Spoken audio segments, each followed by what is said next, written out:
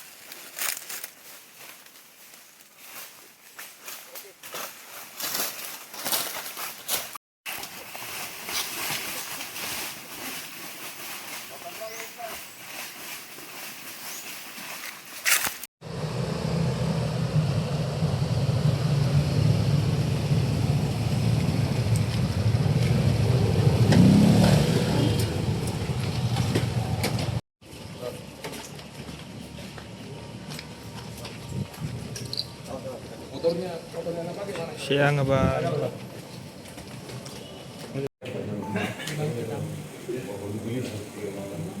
Ini HP yang HP-nya siapa? HP-nya korban sama? Yang ini? Yang ini? Sudah 3 kali. Ini ketiga kalinya kok ke kosnya.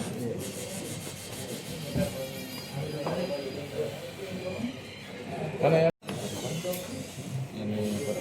Ini perhiasan ini di tempat lain atau langsung ke sana saja? Langsung ke sana. Terus sampai di sana apa yang kau perbuat? Apa yang kau bikin di sana? Ada makanya tunggu 5 menit. Tunggu 5 menit. Terus? Begitu tunggu lagi. Kau naik apa? Motor. Motor apa? Beat. Warna? Pink. Warna pink. Siapa punya? Motor. Motor tak. Terus sampai di kos sudah kau chat bilang ada maka? Kau langsung ke? Di kamarnya langsung masuk saya. Siapa yang arahkan kau ke kamar itu, kamar nomor 26 itu? Dia sendiri. Dia sendiri yang arahkan kau? Melalui Lalu ya, WA? Apa dia bilang? dia bilang kalau datang itu langsung aja naik di kamar 26, nomor 26. Sekarang saya tanya, hubunganmu kau dengan itu korban apa? Tidak ada. Terus kenapa kau bisa janjian di kamar 26? Di micet. Kau kenal di mana? Micet. Micet. Terus kau masuk ke dalam. Di dalam kamar kau apa penyebabnya sehingga kau melakukan hal begitu ke korban? Uang saya tidak cukup. Tidak cukup uang. Karena pembayaran tidak cukup. Yang sebenarnya harusnya berapa? Yang kau bayar berapa? Dia bilang perjanjian 500, tapi kira dia uang ke 500, ternyata 300 sih. Kau cuma punya uang? 300. Tidak cukup. Iya. Terus? Pas mau keluar, mau teriak, tahan di pintu. Kalau tidak membayar 500, jangan mau keluar, teriak ke itu. Begitu? Jadi saya panik karena banyak orang di luar kan. Jadi saya dorong ke kasur, Pak. Jatuh di kasur.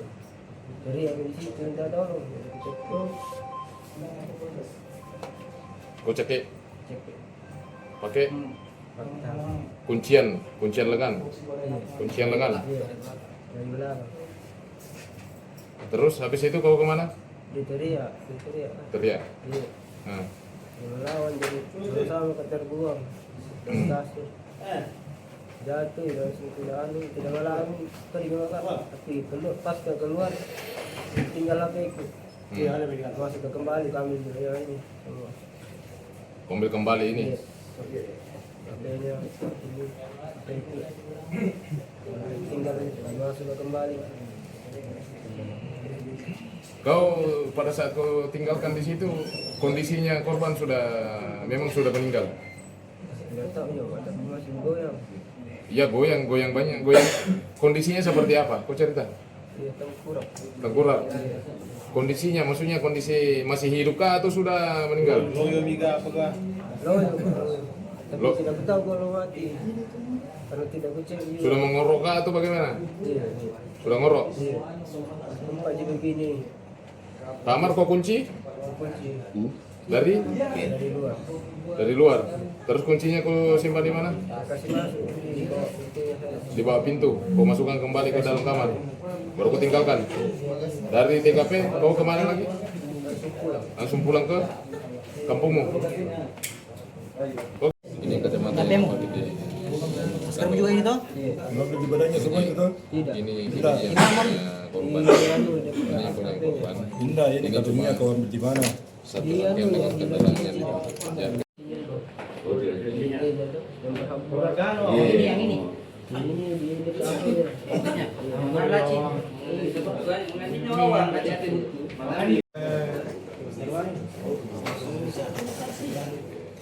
Ini bekasan pekan itu.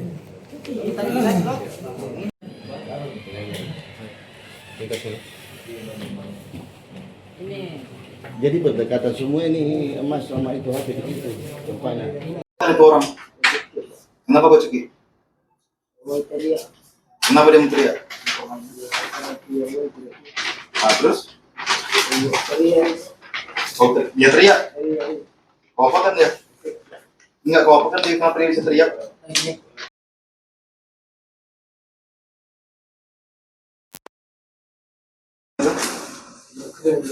Hah? Kau tahu kenapa kau bunuh?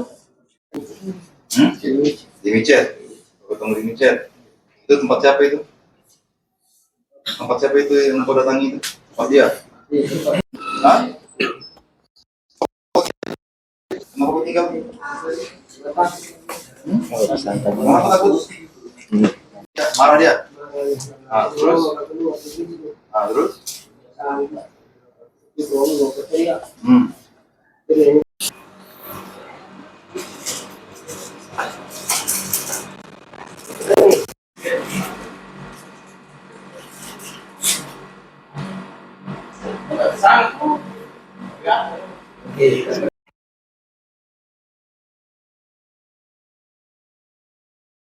Jadi dapat kami jelaskan, alhamdulillah kami dari Satreskrim Polres Pinrang bekerjasama juga dengan Satintel Polres Pinrang berhasil mengamankan terduga pelaku tindak pidana penganiayaan yang mengakibatkan kematian.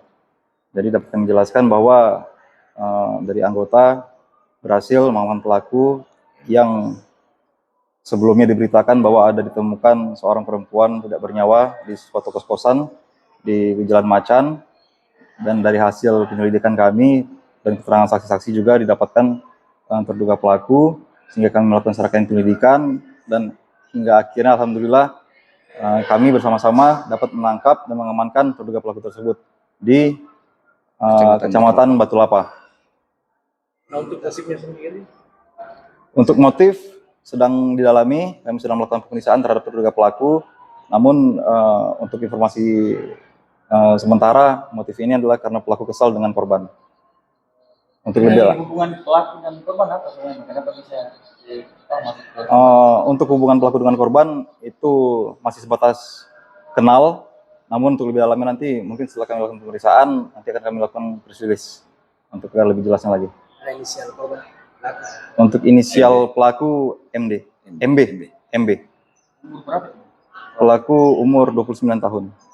Nah, tapi katanya sih si terduga pelaku ini pesan melalui aplikasi online gitu ya, WeChat. Ya, untuk sementara masih kami dalami apa hubungan pastinya. Pelaku barang bukti apa saja yang diamankan tadi?